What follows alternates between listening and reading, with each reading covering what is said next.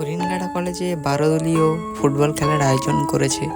ওই জন্য সুখেন আমাকে বলেছিল, আমি ওই জন্য বেরিয়ে পড়লাম বাড়ি থেকে। হঠাৎ হরিণঘাটা থেকে এসে দেখি প্রচণ্ড পরিমাণে বৃষ্টি হচ্ছে। তারপর আমি আর সুখেন একটা দোকানে রেস্ট করছিলাম। তারপর 10 মিনিট পর বৃষ্টি থামলো। তারপর বেরিয়ে পড়লাম আমি আর সুখেন, কলেজের দিকে রওনা দিয়ে দিলাম। খুবই ভালো লাগছিল, আমি আর সুখেন খুবই আনন্দ করতে করতে যাচ্ছিলাম, কারণ অনেক দিন পর কলেজে যাচ্ছিলাম।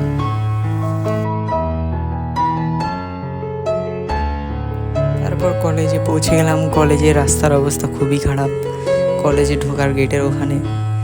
তবুও এগুলো ঠিক করা খুবই দরকার। তারপর সুখেন যাচ্ছে, সুখেন খেলবে। তারপরে সাইকেলটা রাখবো কোথায় ভাবছিলাম। তারপর সামনে দেখলাম অনেক সাইকেল ঢিবি করা রয়েছে, মানে সাইকেল রাখা রয়েছে। তারপর সুখেন আর আমি ওখানে সাইকেলটা রেখে চলে আসলাম। তারপর ট্রফিগুলোর কাছাকাছি নিয়ে চলে আসলাম। এগুলো হলো ম্যান অফ দ্য ম্যাচ, যে ভালো খেলতে পারবে তাকে দেওয়া হবে। এবং ওইগুলো বড় বড় ট্রফি, যে ফার্স্ট সেকেন্ড হবে। এবং খেলাটা খুব সুন্দর চলছে, দেখতে থাকো তোমরা। তারপর কলেজের বন্ধুদের সাথে একসাথে বসে বিক্রম, কবির, শাহিন প্রত্যেকে বসে বসে খেলা দেখছিলাম।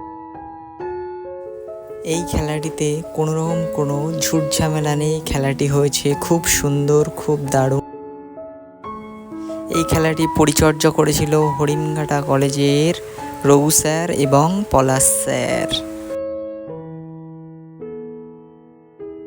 ভিডিওটা ভালো লেগে থাকলে লাইক, কমেন্ট, শেয়ার এবং ফলো করে দেবেন। টাটা।